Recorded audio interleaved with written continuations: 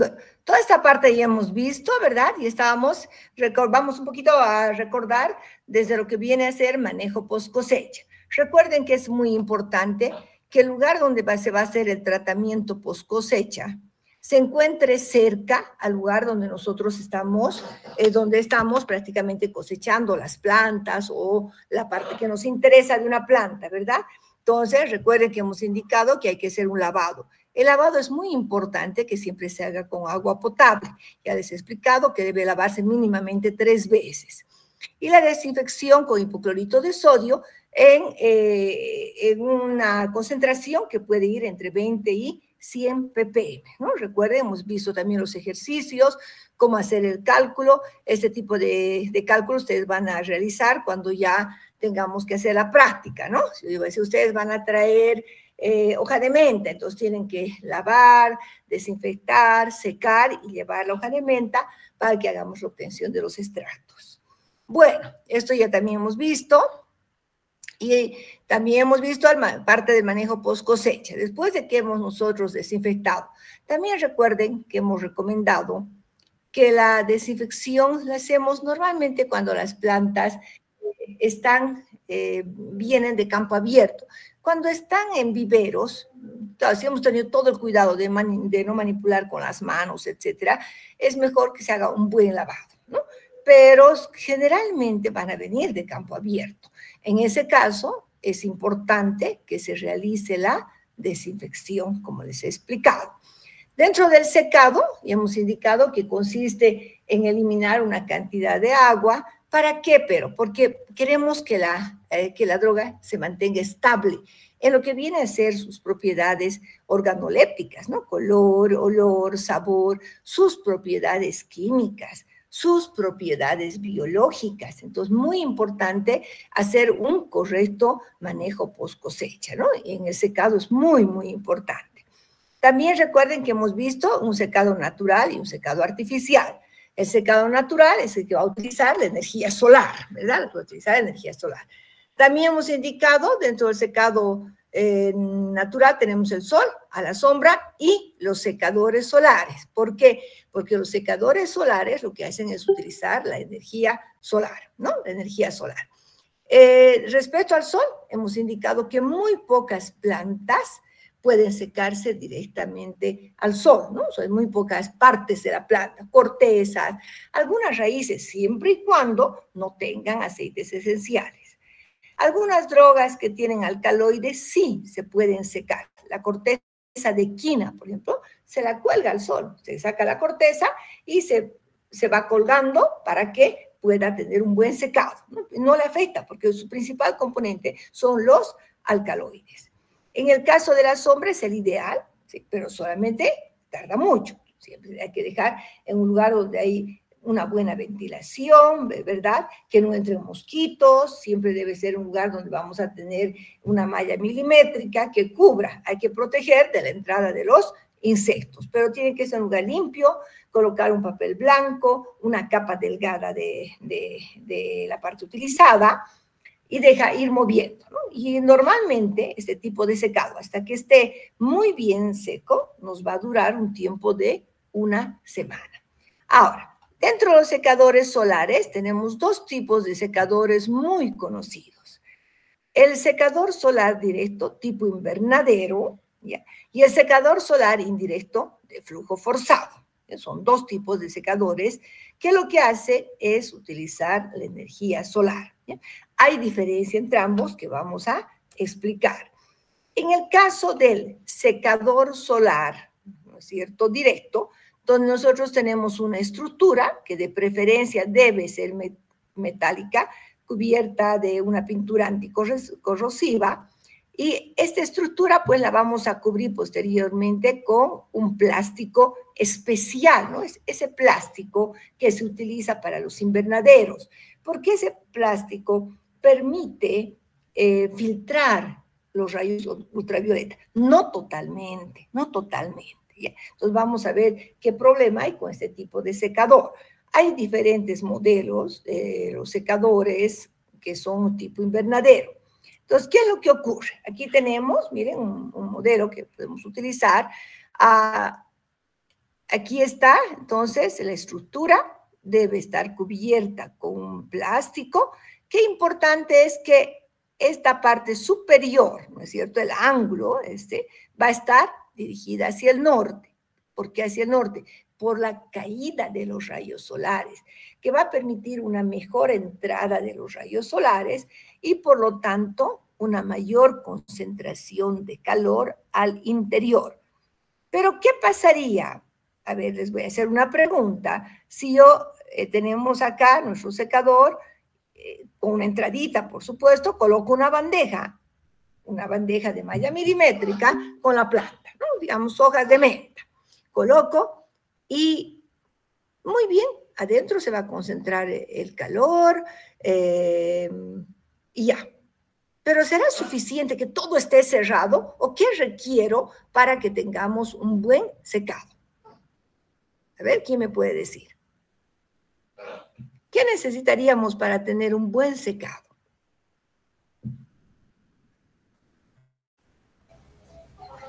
Buen día, doctora. Buen día.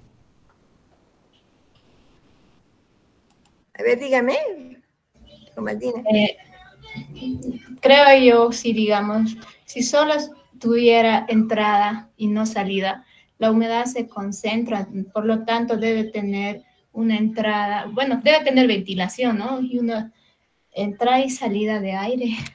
Eso Excelente, muy bien. Evidentemente, necesitamos que tenga, por supuesto, una salida y entrada de aire, ¿no? Miren, entonces necesitamos una entrada del aire húmedo que puede ser, si se ponen perforaciones en la base, yo les voy a mostrar un modelo que nosotros hicimos hace años, por donde va a entrar el aire, ¿no? Y una salida, porque el aire tiene que circular.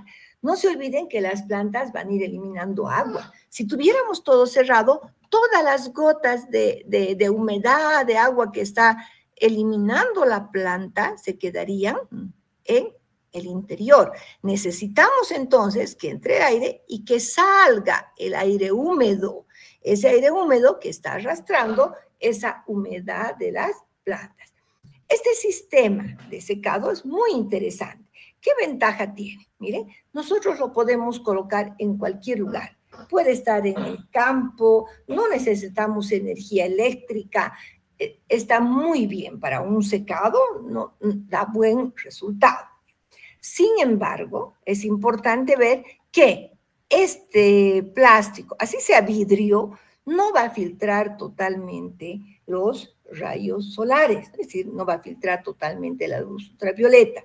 Lo que va a hacer especialmente que la planta pierda un poco el color, no pierde demasiado, ¿ya? Porque hay un filtro de los rayos ultravioleta, pero sí pierde un poco de color, ¿no? Entonces, ese es el único problema que tenemos.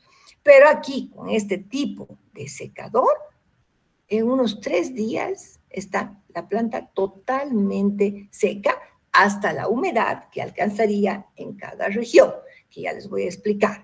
Bueno, aquí tenemos otros modelos. Miren, este es un modelo que nosotros teníamos hace muchos años cuando teníamos un proyecto en una provincia. Este era un secador bastante grande, bastante grande, que yo recuerdo tenía unos 2 metros de longitud y por supuesto tenía también 1,5 metros de alto más o menos, ¿no? Siempre debe tener un soporte, unas patas, ¿no? Y debe estar, se recomienda que esté sobre por lo menos un suelo cubierto de cal, ¿sí? Para evitar los insectos, ¿no? Aquí estamos viendo, miren, era tan grande que tenía unas puertitas que se abrían, ¿sí? Donde nosotros podríamos colocar bandejas, ¿no? Una bandeja grande o 2 pequeñas, pero 2 niveles de bandejas. En esta parte teníamos unas ventanitas que estaban cubiertas con malla milimétrica. Y también en la base teníamos una perforación, ¿sí? Del plástico cubierto, ¿sí? Protegido con malla milimétrica. Esto permitía muy buena circulación del aire, ¿no? Y habíamos puesto en lugares muy, hacia campo abierto, en Capinota, donde había unos cultivos, etcétera, y los pobladores podían realizar entonces el secado correcto. En su momento les habíamos enseñado cómo debería ser el secado, etcétera, ¿no? Entonces, aquí hay otro modelo, como están viendo, miren, ¿no? Aquí eso es de madera, no sé, esto es en la India, pero es interesante, podemos ver, aquí también tiene 2 niveles de secado. Quiero decirles que es importante que en las bandejas nosotros coloquemos la droga que vamos a secar en capas delgadas, ¿no? Delgadas, y hay que ir con un guante siempre limpio, moviendo un poco. También si tengo 2 niveles de bandejas, hay que ir intercambiando la bandeja, ¿no? Subiendo, una vez cambiando, la que está abajo llevando arriba, etc. ¿Con qué finalidad? Para que el secado sea homogéneo. Es muy importante. Entonces, este tipo de secador tipo invernadero utiliza directamente los rayos solares. No se olviden que esta parte debe estar dirigida hacia el norte. Va a utilizar directamente entonces los rayos solares. ¿Cómo se protege? Se va a proteger con plástico o con vidrio también. En este caso, al poner nosotros malla milimétrica y estar dentro de un ambiente, estamos evitando el deterioro de la droga por el ataque de los insectos. Ya les voy a explicar en qué consiste este deterioro. ¿Ya? Miren, hay aquí unos secadores mucho más grandes, incluso tienen unas bandejas al interior que nosotros podemos irlas haciendo rotar, ¿no? Entonces son otro tipo de secadores, estos también son con plástico que se encuentran precisamente en el campo, ¿no? Donde los pobladores, claro, fíjense que el señor que está ahí no está vestido adecuadamente, ¿no? Tiene que entrar con una bata, tendría que entrar con guantes para evitar la contaminación. Nosotros debemos cuidar que la planta mantenga la calidad. No podemos manejar directamente con nuestras manos y especialmente sin lavarnos la mano y sin utilizar guantes.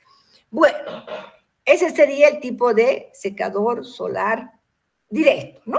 Vamos a ver ahora el secador solar indirecto. El secador solar indirecto tiene 2 partes. Va a tener el colector, miren, este es el colector de la energía solar, y la cámara de secado. La cámara de secado, como ustedes pueden ver, puede ser metálica, puede ser de madera, etcétera. No es transparente, ¿ya? No es transparente, está cubierta. Aquí tenemos el colector.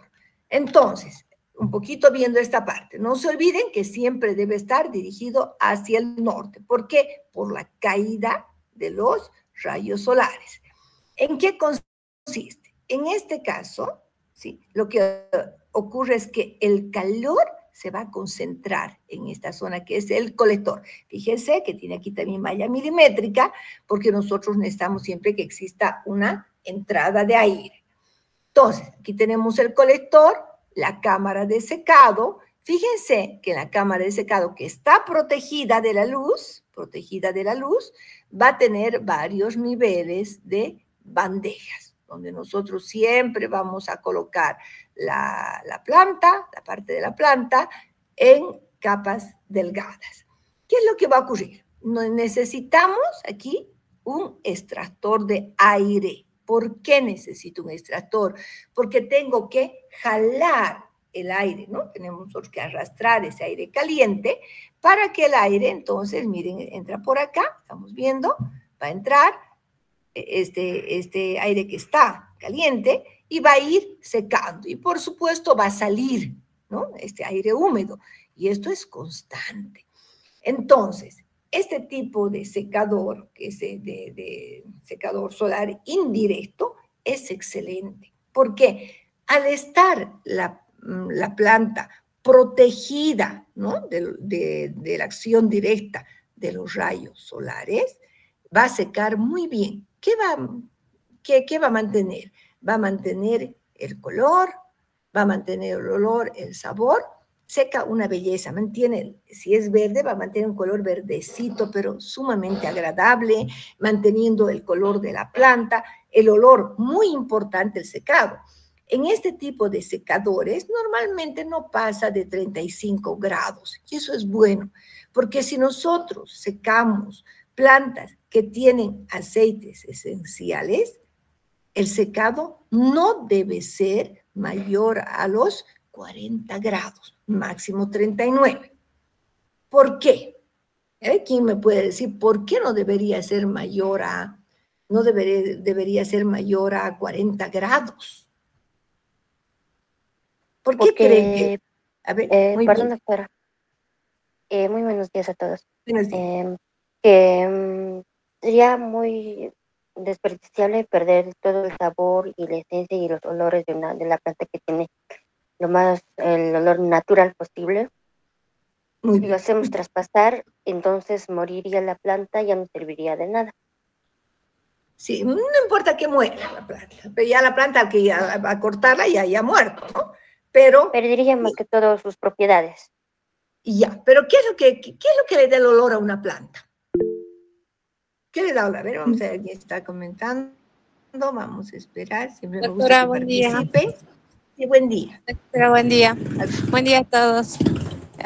Porque el aceite esencial, superando los 40 o 35 grados, se volatiliza y entonces perdería todas sus propiedades activas, doctora.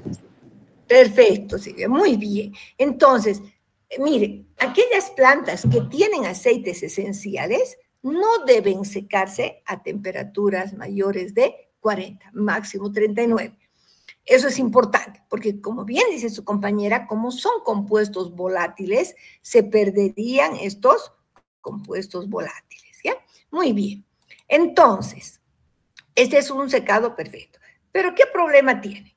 El problema tiene que como necesito un extractor de aire para jalar el aire caliente y que vaya secando la planta, por supuesto que requiero corriente eléctrica. Entonces, tengo que colocar en un lugar, mire que es una terraza, perfecto, donde hay corriente eléctrica. Y a veces, especialmente en nuestro país, en muchas zonas donde hay cultivos, etcétera, no tenemos corriente eléctrica, ¿no? Pero este es un secado ideal, ¿no? Y pues, por supuesto, es mucho más económico que utilizar un secador que todo el tiempo va a necesitar bastante energía eléctrica. Bien, entonces, el secado artificial es aquel que va a utilizar entonces los secadores eléctricos, que son especiales, miren, tiene varias bandejas, tiene un sistema de corriente de aire al interior, entrada y salida de aire, por supuesto. En este tipo de secadores nosotros podemos definir la temperatura de secado, y tengo que decir, digamos, si es una planta que tiene flavonoides, sí, puedo secar a 60 grados. Pero si tiene aceites esenciales, mejor seco a 35, 38 grados, ¿no? Entonces, podemos definir el tiempo de secado, puedo dejar secando toda la noche, todo el día, es excelente, ¿no? Puede ser también a gas, ¿no? Donde el gas, por supuesto, que se coloque en otro sistema, ¿no? El gas, y solamente el calor va a entrar al interior del al interior entonces de este sistema, solamente el calor. Entonces, por supuesto que utilizar el gas es más económico que utilizar la corriente eléctrica. Pero con ese tipo de secado, pues nosotros aseguramos de que tengamos una muy buena, un muy buen secado, ¿no? Un muy buen secado. Solamente, por supuesto que es mucho más caro, ¿ya? Bien, ahora, una pregunta interesante.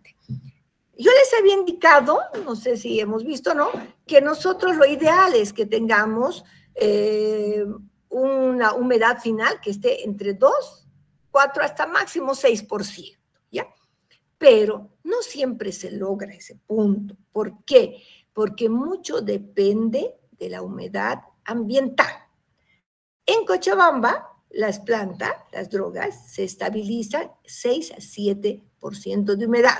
Aunque yo lo saque de este tipo de secador muy sequito, ¿no es cierto? Pues digamos 2%, ha estado en este sistema de control, muy bien, pero con la humedad ambiental se va a estabilizar entre 6 a 7%.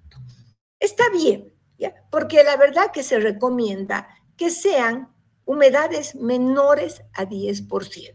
Es un problema cuando son zonas tropicales donde hay demasiada humedad, la planta está 11, 10%, entonces se puede deteriorar con más facilidad, ¿ya? Puede llenarse de mohos, entonces hay que tratar de, una vez que ha secado, ¿sí? Una vez que ha secado, entonces guardar, ¿no? Guardar, almacenar la planta protegida de la posible humedad, ¿ya? ¿Cómo? Vamos a ver ahora.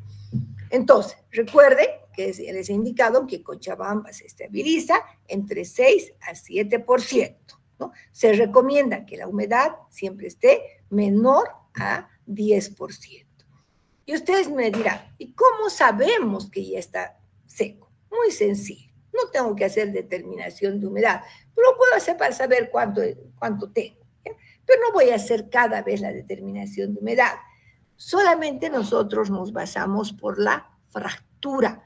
Tomo entonces detallitos, hojas, rompo y se rompe con facilidad, se tritura con facilidad, quiere decir que está ya seco. Así de simple es. Muy bien. Entonces, ahora el almacenamiento. Muy importante el almacenamiento. Fíjense que debemos almacenar en lugares secos y ventilados, y siempre también protegidos de la entrada de los insectos. Un lugar tiene que ser seco, ventilado, mejor si es más frío, ¿ya? Mejor si es más frío. Otro aspecto importante, debemos conservar mejor la droga entrada no pulverizada ni triturada, ¿ya? ¿Por qué? Porque normalmente si nosotros vamos a triturar o vamos a pulverizar, al romper, al triturar entonces el tejido, podemos hacer que se vayan perdiendo los principios activos, ¿ya? Entonces, muy importante. Ahora, ¿qué tipo de recipientes? No se utilizan bolsas de plástico, ¿ya? ¿Por qué? Porque la bolsa de plástico hace que se humedezca, ¿no? Se mantenga más húmedo. No se recomiendan bolsas de plástico. Puede ser bolsa de papel, pueden ser bolsas de tela, pueden ser cartones, o sea, cajas de cartón, o pueden ser recipientes de vidrio, no de plástico. ¿Ya? Entonces, muy importante eso, porque lo que no queremos es que absorba humedad. ¿Ya? Entonces, eso es importante. Bien, ahora vamos a entrar a una segunda parte del tema, que se trata del deterioro de las drogas. Yo les he hablado hace un momentito. Hay que cuidar que la droga no se deteriore, ¿no? Al deteriorarse, es decir, que no pierda sus propiedades físico-químicas, organolépticas, propiedades biológicas y propiedades químicas, ¿no? Dentro del deterioro de las drogas debemos ver qué factores tenemos. Hay los denominados factores primarios y los factores secundarios. Veremos entonces de qué se trata cuando hablamos de factores primarios. ¿Bien? Dentro de los factores primarios tenemos aquellos que están más referidos al medio ambiente, ¿ya? La humedad, la temperatura, luz y la presencia de oxígeno. Si nosotros no controlamos el exceso de humedad, la temperatura, la luz ultravioleta, etcétera, todos estos factores pueden favorecer la multiplicación de las bacterias. Si hay humedad, aparecen mohos, ¿no es cierto? Pueden aparecer arañas y algunos otros insectos. Por ejemplo, el exceso de humedad, como les había mencionado hace un momento, si hay una humedad mayor al 10%, entonces produce el deterioro de algunos heterócidos y, por supuesto, si hay humedad y hay calor, hay multiplicación de bacterias, aparecen los mohos, lo cual va a producir un deterioro de la droga. ¿Bien? Por supuesto que la temperatura, ya se había indicado, no tiene que ser una temperatura alta, porque conjuntamente con la humedad van a crear ambientes para la multiplicación de las bacterias, de los hongos, y también pueden acelerar la actividad de enzimas que todavía podrían estar activas después del proceso del secado. ¿Ya? Bueno, algo que ya hemos visto, ¿no? Si fuera una temperatura muy elevada, puede haber una pérdida de los aceites esenciales.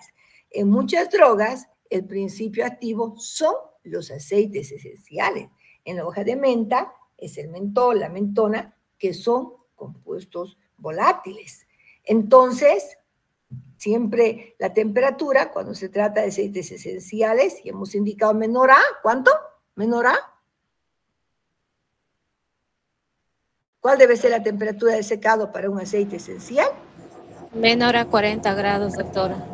Muy bien, menor a 40 grados. Perfecto. Luego, no podemos exponer a la luz solar directa, ya les he indicado, porque puede haber descomposición de algunos constituyentes.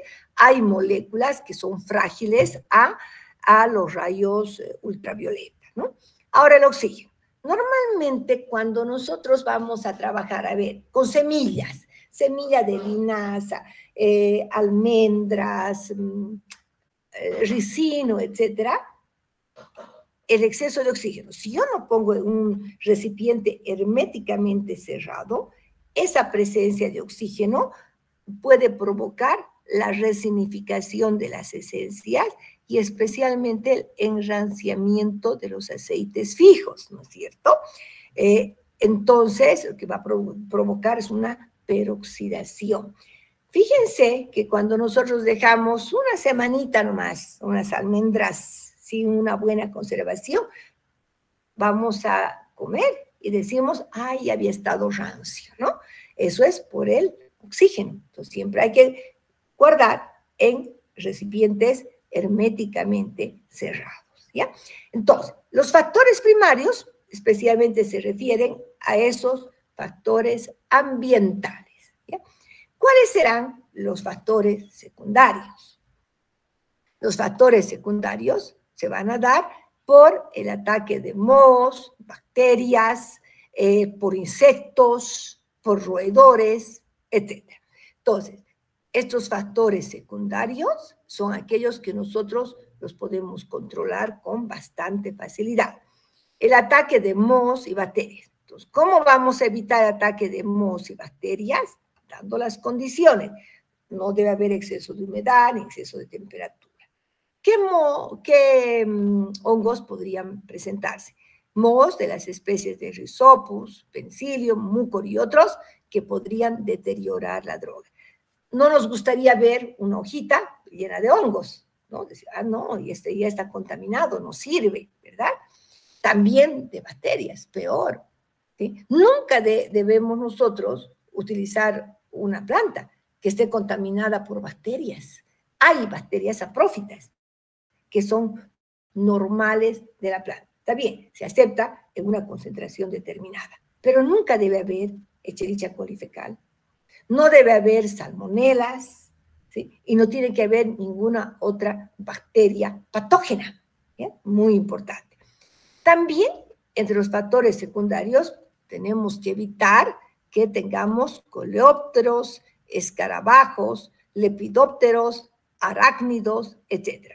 Las polillas, esas polillas pequeñitas, ¿no? ¿No es cierto que nosotros vemos, ay, un montón de polillas? Por supuesto. Si yo veo una droga que tiene polillas, ya está deteriorada, ya no sirve, ya no sirve, hay que tener mucho cuidado, ¿ya?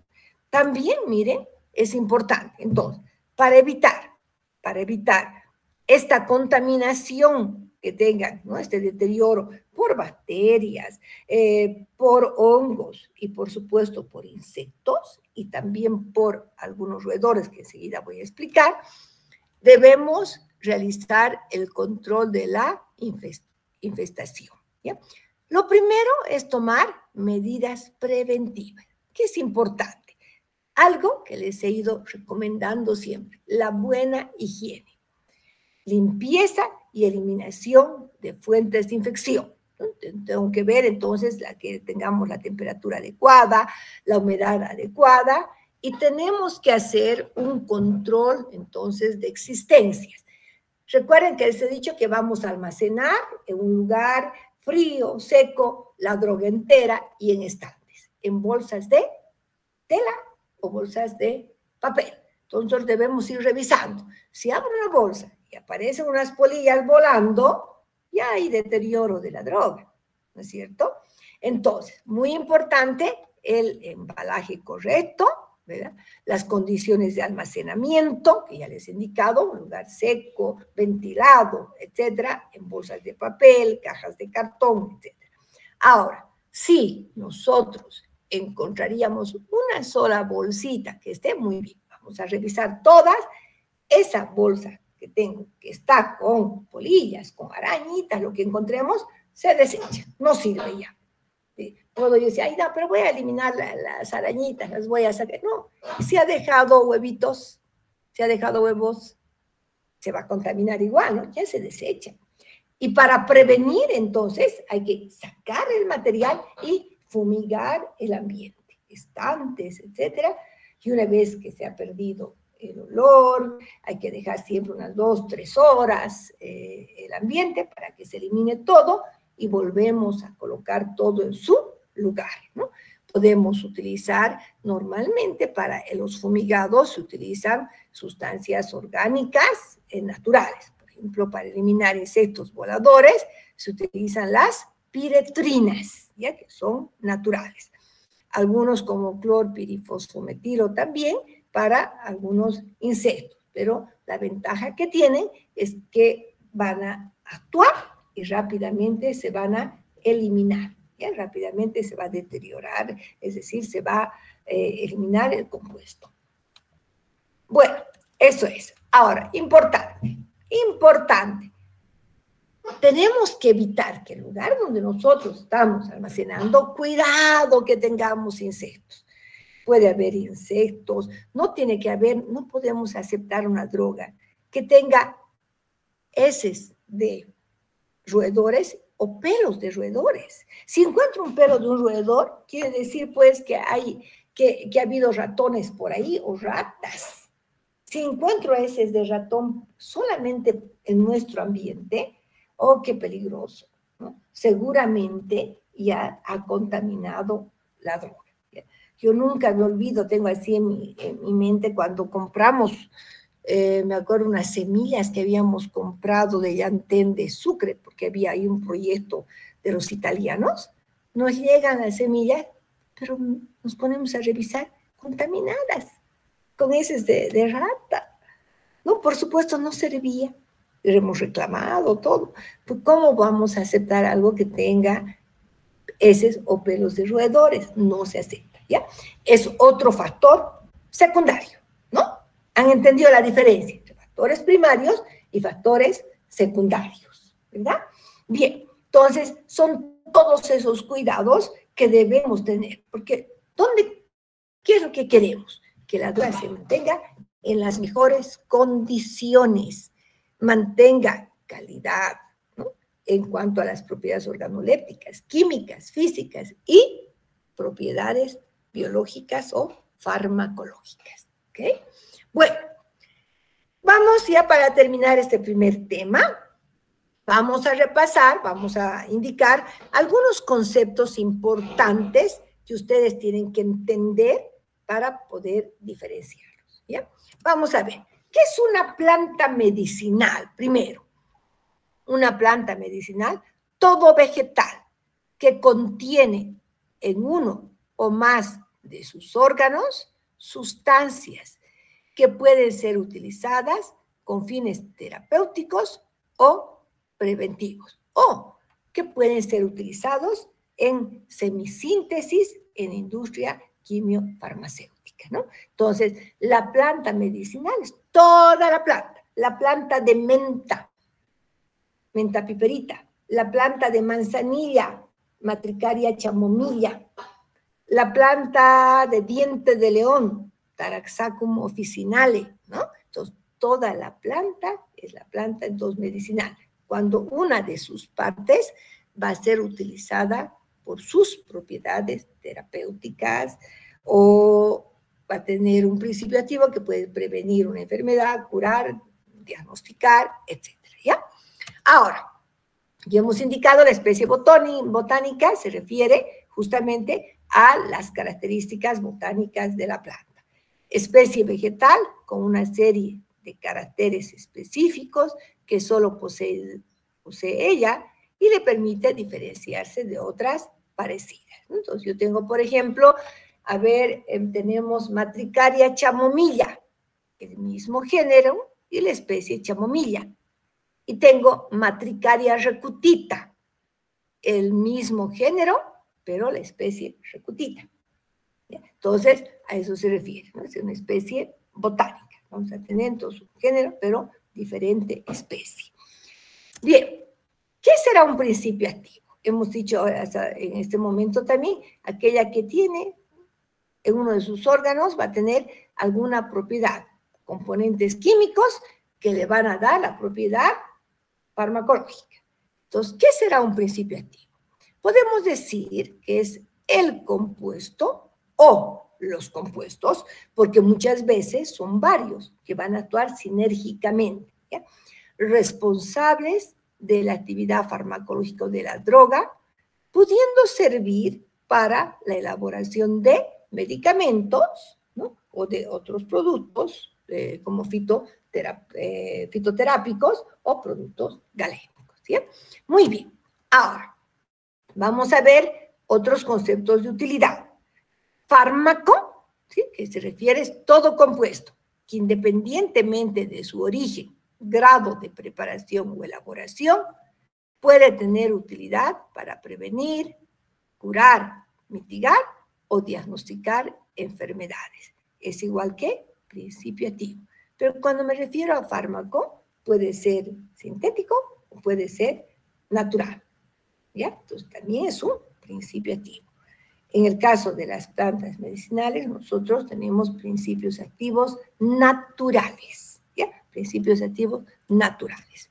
Bueno, ahora veremos qué entendemos por medicamento, ¿no? Dice, producto que cualquiera sea su origen o composición, ¿sí? Puede ser natural, puede ser con compuestos sintéticos, etcétera, tiene una forma farmacéutica, ¿ya? Y sirve para la curación, el alivio o la prevención de las enfermedades en los seres vivos. Y tiene que ser aplicada en dosis determinada, miren qué importante, y por una vía establecida. Por lo tanto, el medicamento va a tener 3 requisitos. Debe tener, vamos a poner, una forma farmacéutica, debe tener una dosis determinada y una vía de administración establecida, ¿ya? Muy importante, ¿ok? Bien, entonces esa es la característica de un medicamento. La sustancia medicamentosa es sustancia que cualquiera sea su origen, tras recibir una forma farmacéutica y la dosis adecuada, se puede convertir en medicamento. Si yo tengo un extracto de manzanilla y lo voy a utilizar para elaborar un jarabe, entonces esa es mi sustancia medicamentosa. ¿Bien? Ok, vamos a ver ejemplos para que estos conceptos que acabamos de ver queden muy claros. Antes vamos a ver a qué nos referimos de metabolito secundario y qué tiene que ver con un principio activo. ¿Bien? ¿Qué será un metabolito secundario? ¿Se acuerdan que cuando hablábamos de las plantas les decía qué importancia tenía la bioquímica en el campo de la farmacognosia y qué importancia tenían los principios activos, ¿verdad? Y la fitoquímica. Muy bien. Cuando hablamos de un metabolito secundario, vamos a indicar que son compuestos que se sintetizan en vías metabólicas secundarias, ¿ya? La planta tiene la vía metabólica primaria, que son las vías esenciales para la vida de la planta, ¿sí? Glucólisis, ciclo de Krebs, etc. Pero a partir de estas vías aparecen otras vías, ¿ya? Secundarias. Y en estas vías secundarias se forman los denominados metabolitos secundarios, ¿ya? ¿Y por qué es importante? Porque estos metabolitos secundarios, como son, por ejemplo, los alcaloides, que se forman a partir de aminoácidos, que son metabolitos primarios, pueden ser los principios activos de las drogas naturales. Muchos metabolitos secundarios podrían ser principios activos. ¿Ya? Ok, bien. Ahora, vamos a ver el ejemplo de estos conceptos. ¿Ya? Tenemos como ejemplo de planta medicinal, nombre común, belladona, nombre científico, atropa belladona, ¿verdad? La droga es la parte de la planta, ¿verdad? Entonces, la droga será la hoja de belladona, la parte de la planta que tiene la actividad.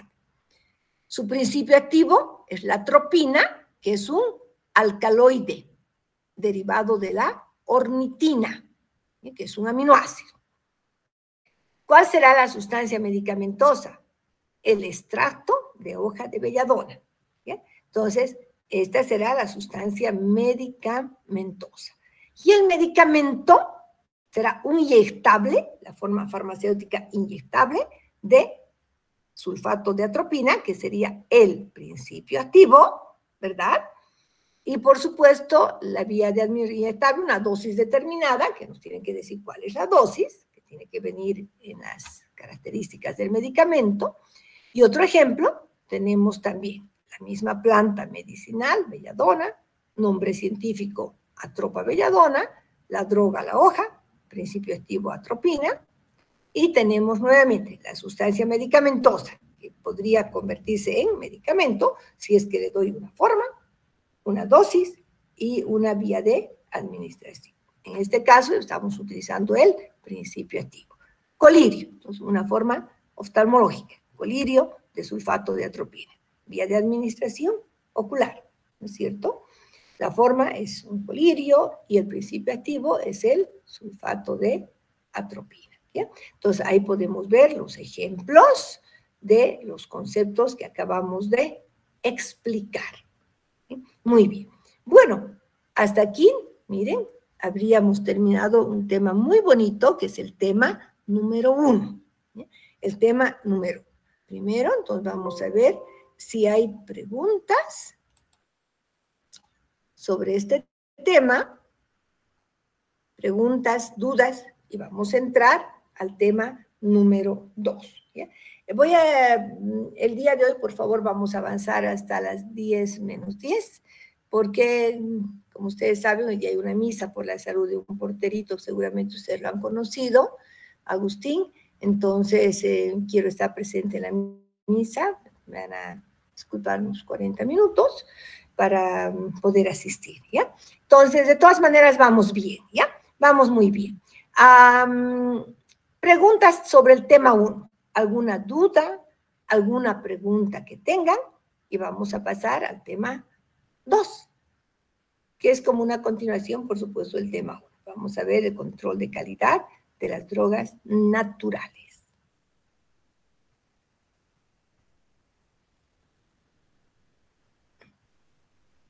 Ok, si no hay preguntas, vamos a pasar al tema 2. ¿Ya? Como les había indicado, no se preocupen. ¿Tienen alguna duda? Pregunten. ¿Sí? Pregunten. Yo siempre estoy dispuesta a explicar lo que ustedes requieran. ¿Sí? Es importante que tengamos una buena comunicación.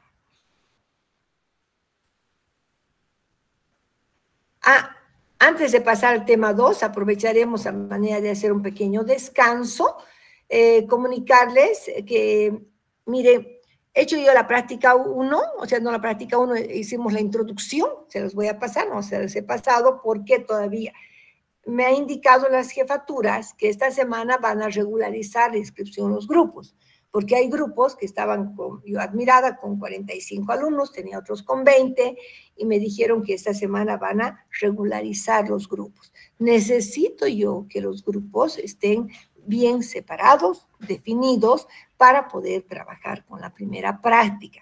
Porque ya en la primera práctica, que seguramente va a ser otra semana, ya voy a hacer los grupos de trabajo al interior de cada grupo.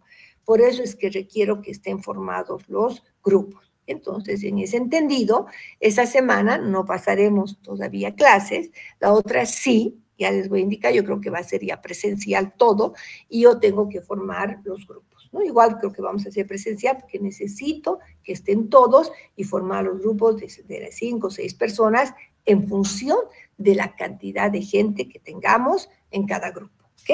¿Ha quedado claro, jóvenes? Sí, doctora. Ya, muy bien, Alejandra. Vamos entonces al tema 2.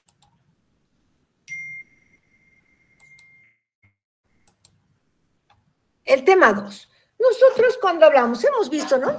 Todos los cuidados que debemos tener para que realmente las drogas estén bien preparaditas, lleguen al mercado, a los laboratorios, con toda la calidad que se requiere. ¿Sí? Nosotros sí en nuestro laboratorio, si nosotros trabajáramos en un laboratorio donde se trabaja con productos naturales, hay varios laboratorios que trabajan con productos naturales, está el laboratorio de Valencia, los laboratorios Alep, etcétera. Es importante que nosotros veamos cómo debemos ver la autenticidad de la droga, ¿ya? Para esto, entonces, vamos a ver lo que se denomina control de calidad de las drogas vegetales, ¿ya? Ok, entonces, no se olviden que siempre debemos basarnos en las farmacopeas. ¿Se acuerdan que les mostré un ejemplo de la farmacopea? Hemos visto, si ustedes recuerdan, descripción macroscópica, microscópica, componentes químicos, métodos cromatográficos, formas de almacenamiento, etcétera. ¿Ah? Entonces, nosotros tenemos que seguir los parámetros que indican las farmacopeas, ¿ya? Entonces, cuando hablamos del control de calidad de las drogas naturales, recuerden que la autenticidad se determina por referencias que están descritas en las farmacopeas, ¿ya? Las farmacopeas oficiales de cada país. ¿Cuáles son los procedimientos? Miren, no vamos a seguir todos los procedimientos, eso es importante, porque depende mucho con qué droga estamos trabajando, ¿ya? Pero hay parámetros que son muy, muy importantes y vamos a ir explicando, ¿ya? Nosotros, importante que tengamos un muestreo, ¿ya? Si ha llegado una cantidad, supongamos ha llegado 10 kilos, no voy a hacer control de calidad a los 10 kilos, tengo que trabajar con una muestra. Enseguida les explico cómo se realiza el muestreo. El examen preliminar previo, que va a ser entonces las características macroscópicas y microscópicas. Determinación de materia extraña, que tiene que ver también con una buena conservación y almacenamiento, la contaminación microbiológica, los residuos tóxicos, el contenido de humedad, la determinación de materias extractivas, la obtención de los extractos, porque en algunas farmacopeas nos dice, tendrá 2% de extracto. Si hacemos una extracción con etanol al 70%. Tendrá 10% de extracto si se realiza una extracción con etanol al 50%. La cantidad de materia extractiva también es un parámetro de calidad. La determinación de cenizas, que también es importante, cuando nosotros, especialmente si se trata de raíces o cortezas. La celulosa bruta, en algunos casos, hacemos poco, y algunos parámetros físicos, como ser el índice de refracción, el poder rotatorio, y también las pruebas químicas, como las determinaciones químicas cuantitativas, ¿no? Todos estos procedimientos se pueden realizar para verificar la calidad de una droga cuando llega a un laboratorio, ¿ya? Bien, entonces vamos a comenzar con el muestreo, ¿ya? Cuando nosotros adquirimos o llega a nuestro laboratorio, la droga puede llegar entera, pero también puede llegar pulverizada, ¿ya? Entonces, si llega entera, vamos a hacer aquí un pequeño dibujo, un ratito, entonces, va a llegar una gran cantidad. Lo que nosotros tenemos que hacer es que siempre sea representativo. Aquí voy a tomar al azar de una parte, tomaré de otra, de otra, de otra, de otra, de otra, ¿no? Muy bien, he tomado, son hojitas, voy a tomar de todo lado. Y puedo tener, entonces, puedo mezclar aquí y hacer una bolsita más pequeña, ¿sí? Y otra vez mezclar todas estas hojas y tomar otra vez de acá, de acá, de acá y de acá, ¿ya? Entonces, lo importante, estoy hablando de drogas enteras, luego que la muestra sea siempre representativa del total, ¿ya? Entonces, en caso de muestras, voy a sacar de diferentes lugares un poco al azar, ¿ya? Un poco al azar, pero de diferentes lugares, no solamente de la parte de arriba, o la parte del medio, o la parte inferior, ¿no? De diferentes lugares. Puedo mezclar y de ahí tomar una muestra incluso más pequeña. Cuando la droga es representativa, ¿ya? Pero cuando la droga está pulverizada, se utiliza un método, ¿ya? Que se llama cuarteo, cuando la droga viene pulverizada. Vamos a utilizar el método denominado cuarteo, que es un método que se utiliza también para hacer estudios de suelos, ¿ya? Bueno, ¿pero por qué? Porque está pulverizada. Entonces, por supuesto, ¿qué hacemos? Va a llegar la droga pulverizada, nosotros vamos a extender en una mesa sobre un papel blanco limpio, ¿ya? Ahí, miren, mi dibujito no está muy bien. Y vamos a expandir y vamos con una espátula a cuartear, por eso se llama cuarteo. Ya voy a hacer esto, se lo voy a dividir. ¿Sí? Muy bien, entonces digo, voy a tomar, ¿sí? Aquí por supuesto que mezclamos todo y decimos, tomo esta parte, esta sí, esta sí, esta y esta. Muy bien, entonces ahora voy a tener una cantidad más pequeña. Voy a mezclar y voy a volver a extender, pero por supuesto mi cantidad es más pequeñita, ¿no? Más pequeña.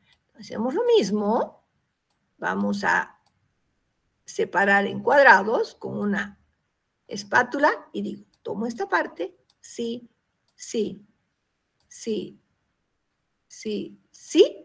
Ahora volvemos a mezclar, ¿no es cierto? Mezclamos todo y hacemos un extendido un poquito más pequeño todavía. Y lo vamos a volver a cuartear. Por eso se llama cuarteo. ¿Sí? Muy bien. Y nuevamente, tomo sí, sí, sí, sí, sí.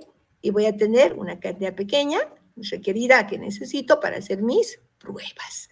Entonces, este es el método del cuarteo. Lo importante, en el caso de la droga entera, al azar, pero tratando siempre que sea representativo.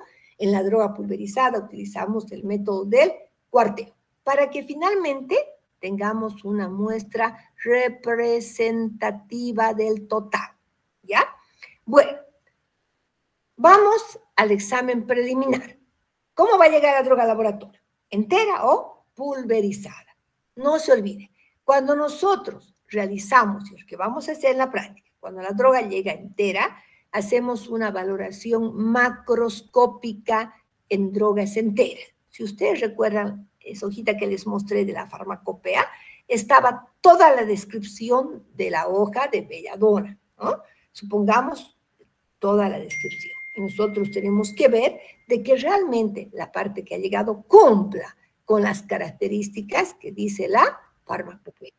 Entonces, en el caso de la droga entera, valoración macroscópica y organoléptica, y si la droga está pulverizada, voy a hacer una valoración microscópica, ¿ya?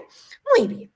Ahora, ¿en qué se basa la valoración macroscópica?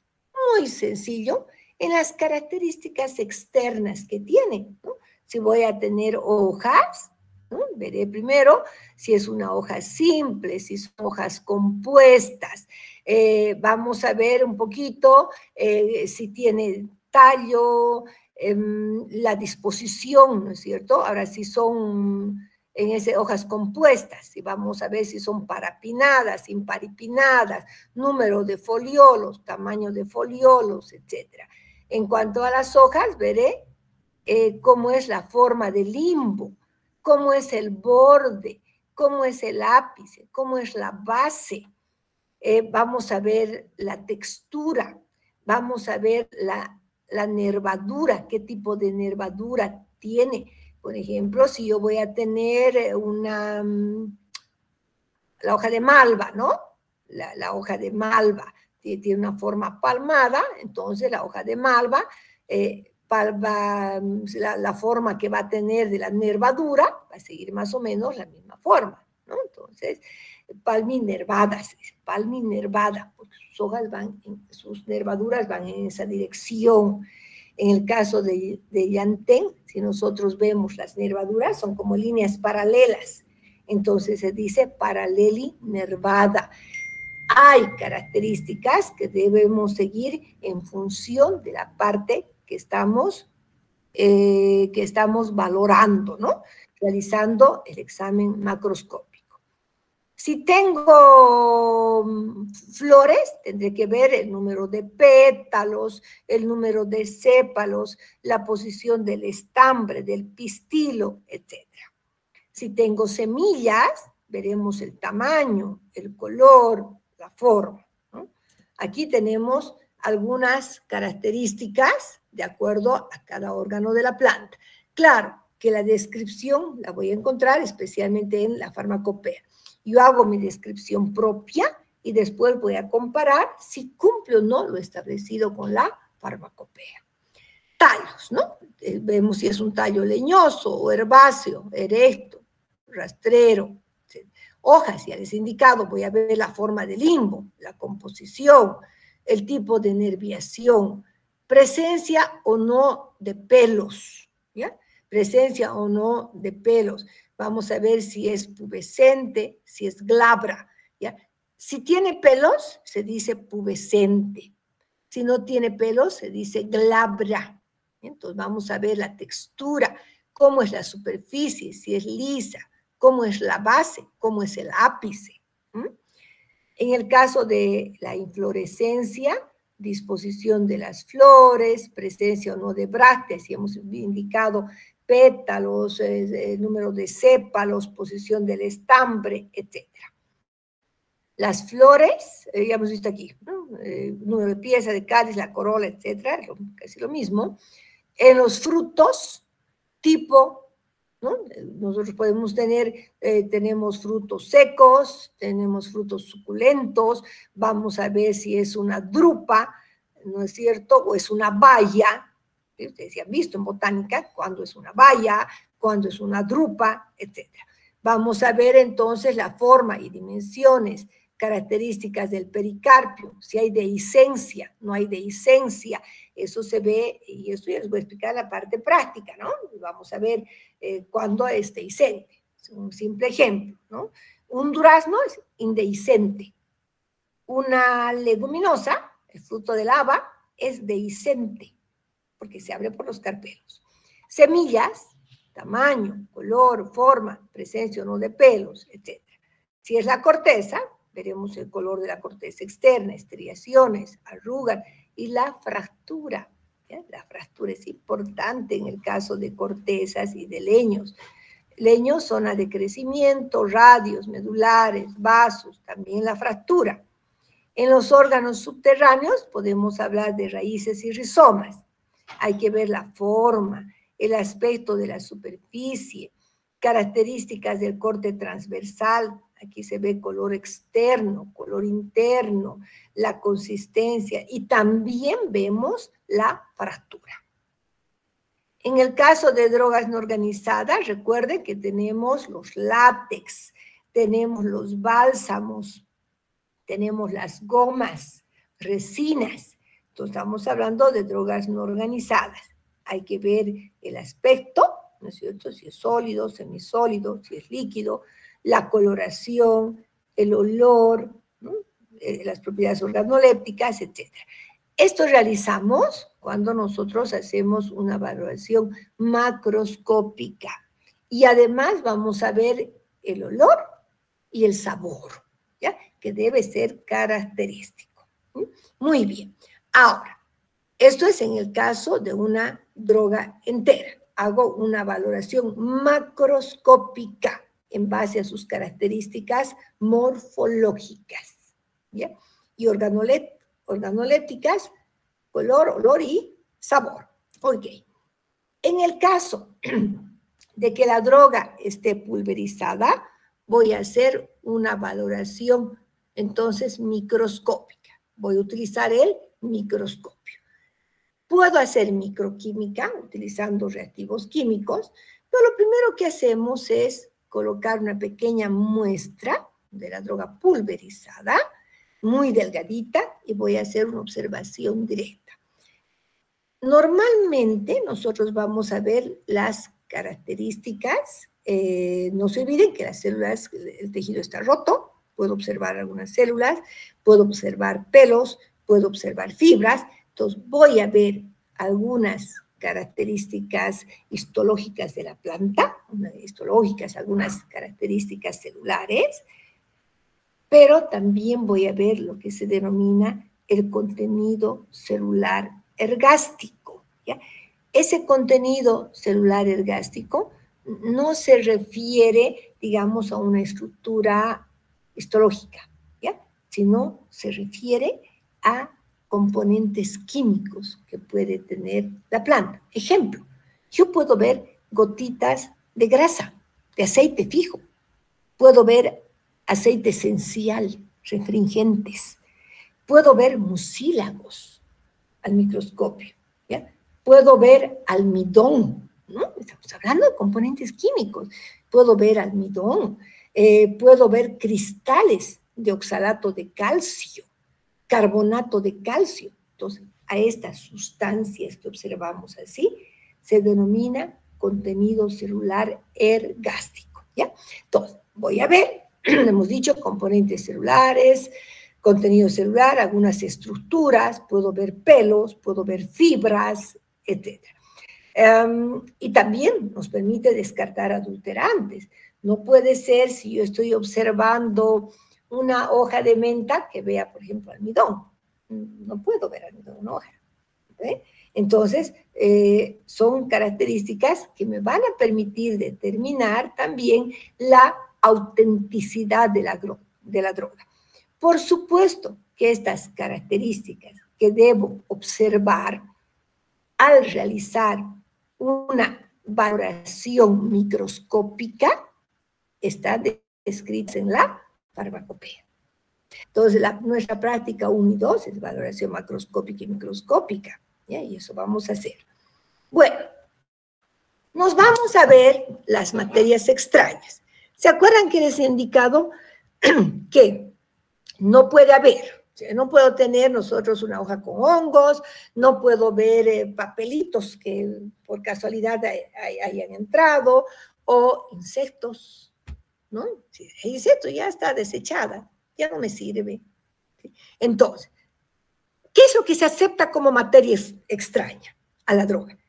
Solo se acepta como materia extraña otra parte de la planta que no sea la droga.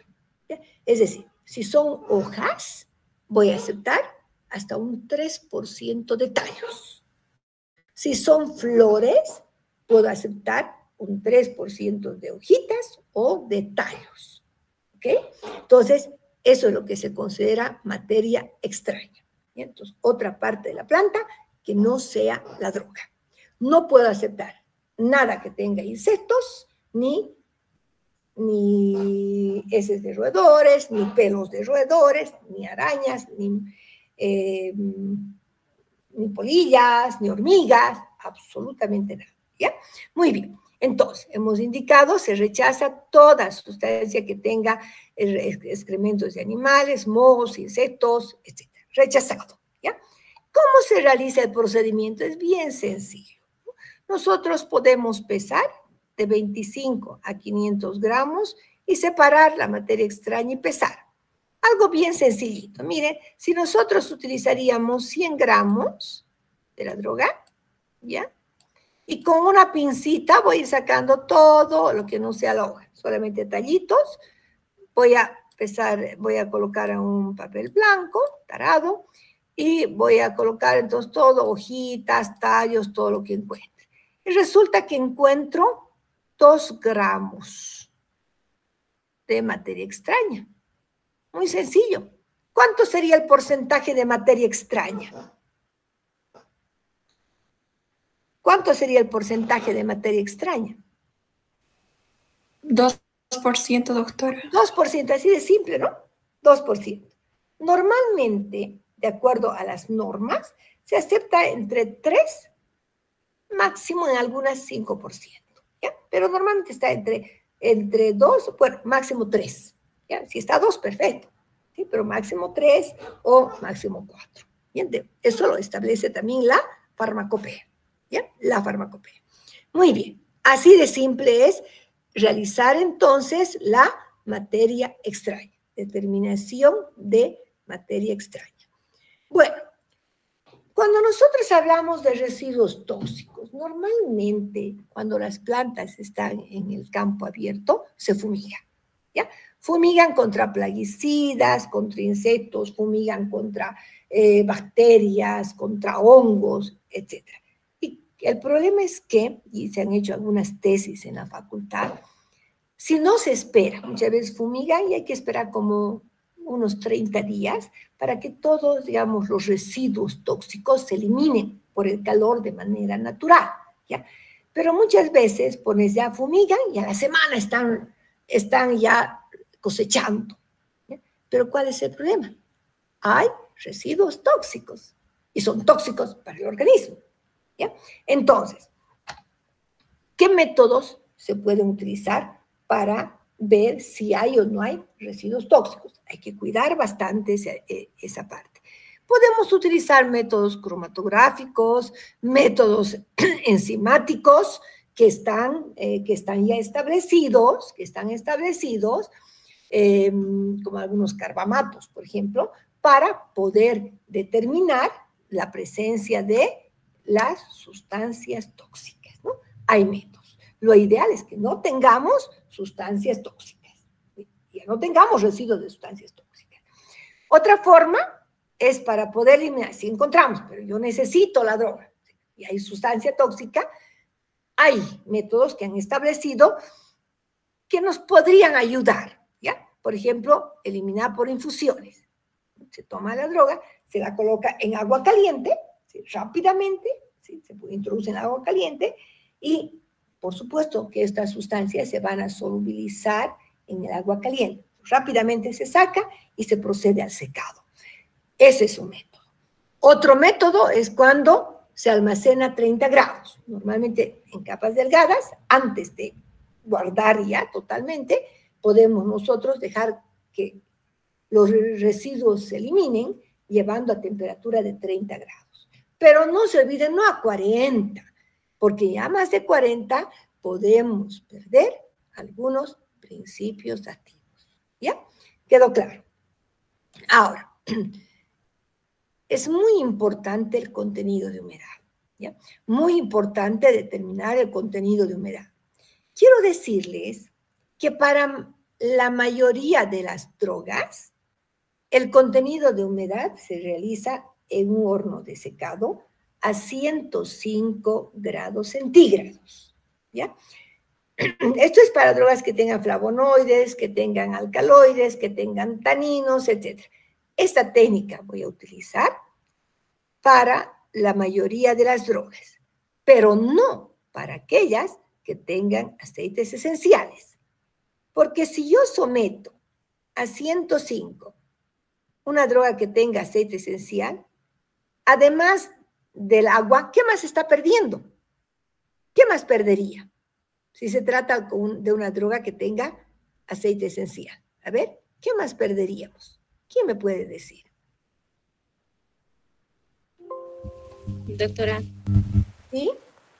Además del agua, también se puede perder los principios activos porque se van a ir volatilizando. Usted ya nos había dicho anteriormente que se van a volatilizar y se van a perder, incluso se van a ranciar.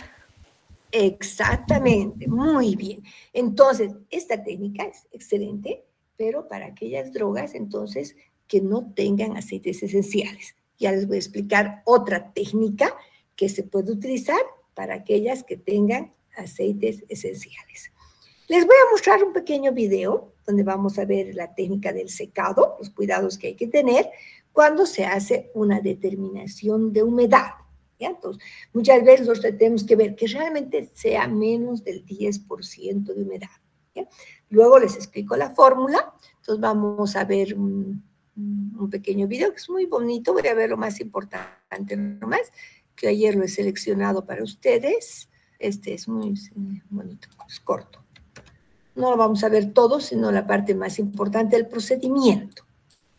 Entonces voy a entrar un minutito al...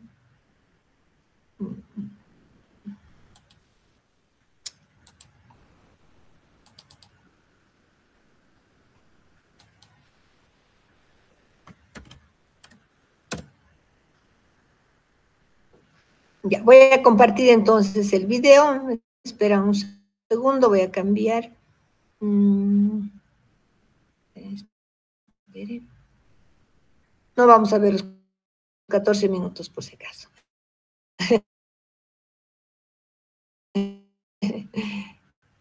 Ya, vamos a ver, comenta un poco para que vean bien.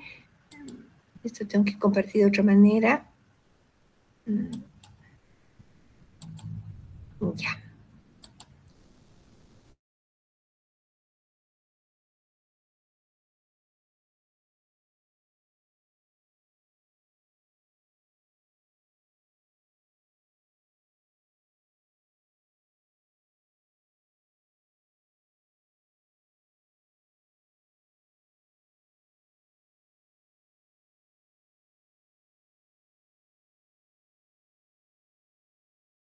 Buenos días.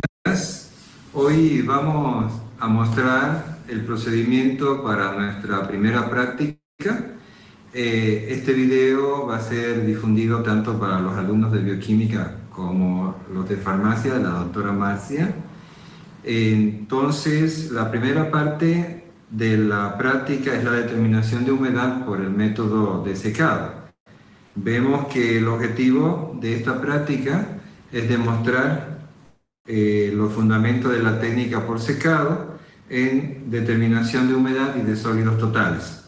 Y vamos a cuantificar la humedad o el contenido de agua en los alimentos, ya sean sólidos o líquidos, para el consumo humano. También podemos realizarlo para la alimentación para los animales, raciones, etcétera, etcétera. El método es el mismo. Lo único que varía según la norma boliviana es la temperatura en la que deberíamos de colocar la estufa para poder realizar el secado y el tiempo en el que lo vamos a ir realizando. El método tiene un alcance y campo de aplicación para todos los alimentos en general, exceptuando las especias, porque las especias pierden, aparte de la humedad, pierden sus componentes principales, que son volátiles a la temperatura. El fundamento que vamos a aplicar es la pérdida de peso de una muestra calentada a 103 grados Celsius, más o menos 2, y hasta peso constante. Esto va a favorecer la remoción del agua que está presente en los alimentos por medio de la evaporación. Para eso vamos a pasar a conocer los materiales y el equipo que vamos a utilizar. Los instrumentos materiales que vamos a utilizar, primeramente tenemos las cápsulas de porcelana, que la vamos a identificar previamente, ¿no? Esta es la número 1, número 2, número 3 y número 4. tenemos el desecador. Vamos a utilizar una pinza, ¿ya? Porque en el momento en que vamos a llevarla a la estufa, ya vamos a colocarle, no vamos a poder tocar con la mano, vamos a tener que utilizar una pinza estable. Y necesitamos la balanza y la estufa. Entonces, previamente al proceso, lo primero que vamos a hacer es llevar las cápsulas a la estufa. Aquí tenemos la estufa de secado, está en una temperatura de 106.5. La norma nos pide, vamos a utilizar una muestra de harina de almendra, y la temperatura que nos pide es de 105 más o menos 1 grado. Entonces vamos a colocar las cápsulas. Este procedimiento es previo al proceso porque vamos a retirar la humedad que hay presente en las cápsulas. Esto lo vamos a dejar aquí por aproximadamente unos 20 a 25 minutos. Luego lo enfriamos en el desecador y por último ya lo pesamos antes y anotamos el peso de la cápsula vacía.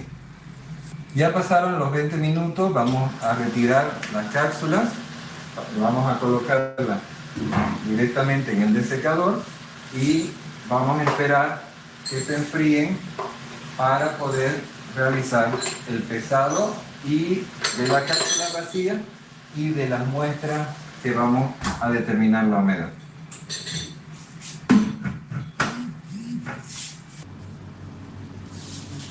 Bueno, ahora venimos a la balanza, que como ustedes ven está dentro de un espacio totalmente separado, sin corriente de aire. Vamos a entrar con el desecador, la cápsula ya fría, nuestro cuaderno de apunte, nuestra muestra para realizar la pesada de las muestras, ¿no? Primeramente lo que vamos a pesar es la cápsula vacía, ya anotamos, y luego la muestra que vamos a adicionar, ¿ya?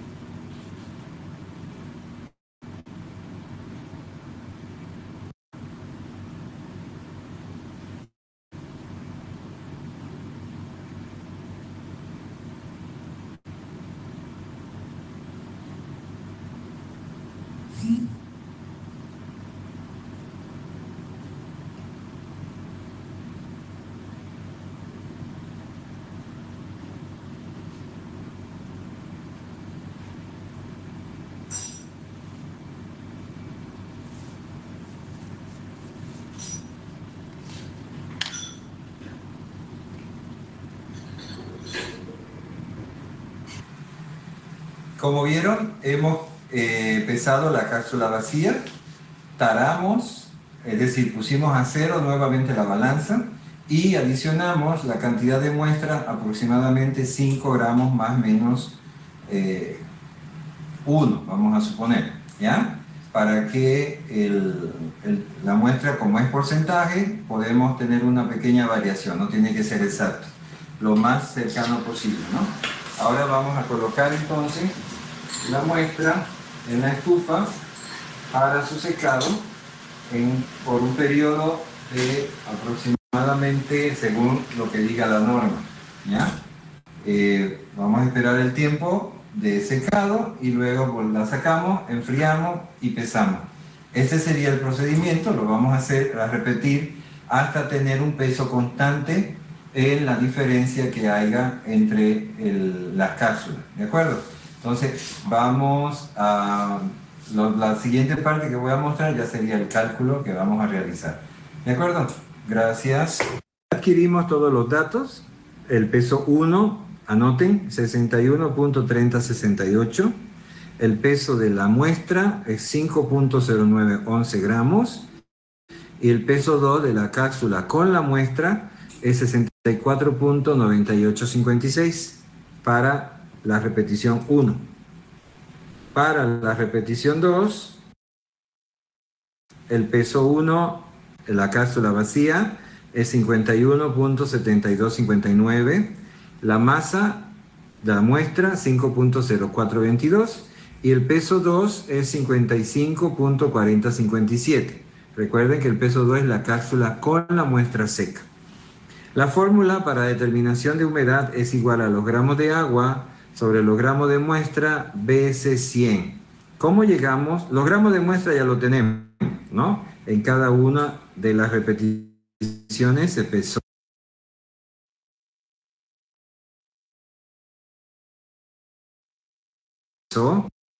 lo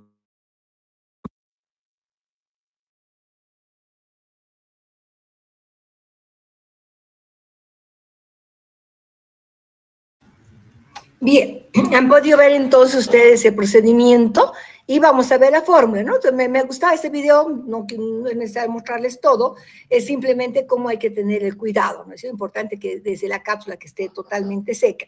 Entonces, lo que nos interesa tener es la cantidad de agua que tiene, en este caso, nuestra droga, ¿no? El ejemplo que dio era una muestra de un alimento, ¿no? Entonces, podemos trabajar exactamente de la misma manera con plantas, ¿ya?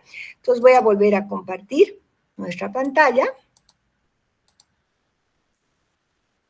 Y vamos a ver. Entonces, ya lo que le estaba mostrando al señor es prácticamente la fórmula.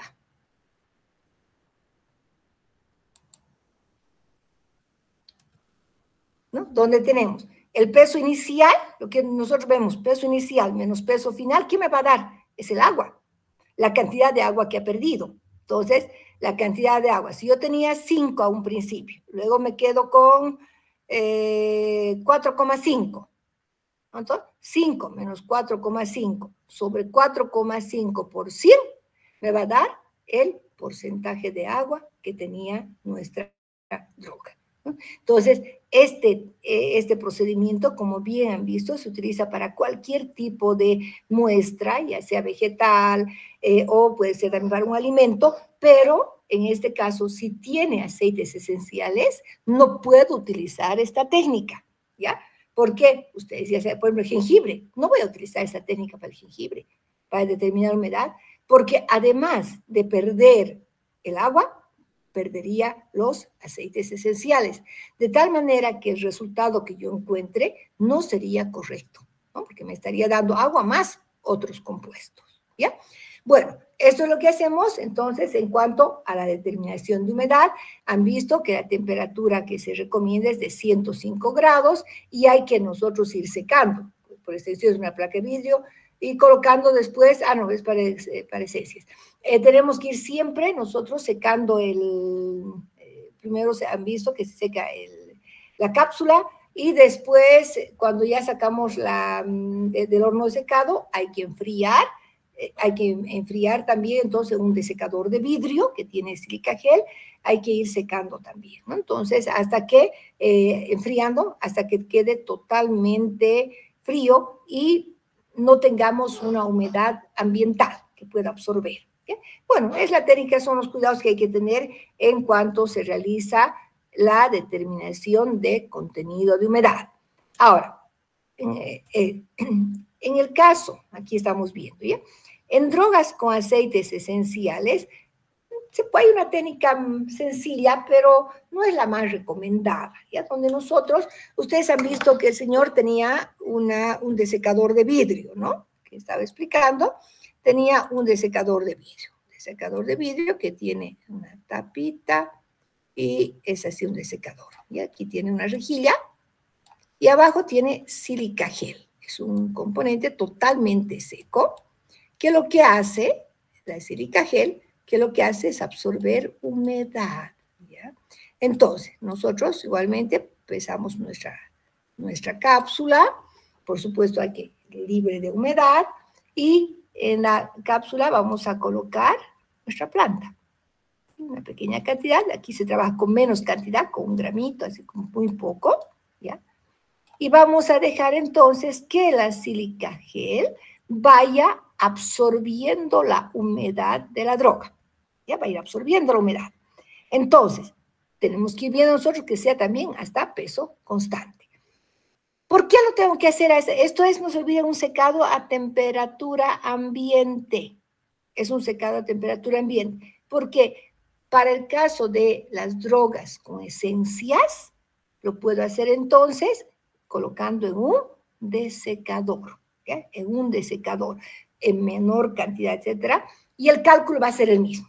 Peso inicial menos peso final. ¿Qué me va a dar la diferencia? Agua, ¿no? Entonces, el cálculo va a ser agua sobre peso inicial, y eso me va a dar el porcentaje de humedad, ¿ya? Muy bien, ahora, sin embargo, hay un método muy recomendado, que les voy a explicar, yo creo ya la otra clase, para poder nosotros más bien determinar la humedad destilando la cantidad de agua que tiene una droga. Es un método muy interesante, muy aceptado, ¿no? Este método es la separación y determinación de humedad, ¿ya? Entonces, normalmente la destilación se coloca, ya luego les voy a explicar, vamos a ver también un video, la muestra se coloca en un matraz con un disolvente que puede ser el exileno, puede ser también tolueno, pero se recomienda el exileno porque tiene un punto de ebullición de 110 grados centígrados, y eso es importante. El agua de la muestra se destila junto al disolvente. Y por supuesto, nosotros podemos calcular la cantidad de agua que viene de la droga simplemente por diferencia de volumen. Hay una técnica especial, ¿ya? Este método se denomina el método azeotrópico, ¿ya? Azeotrópico, que este método les explicaré la siguiente clase. Hasta aquí me gustaría que veamos. Si tienen alguna duda, alguna pregunta, por favor, ¿ha quedado claro todo? ¿O quieren que se aclare algo, algún punto?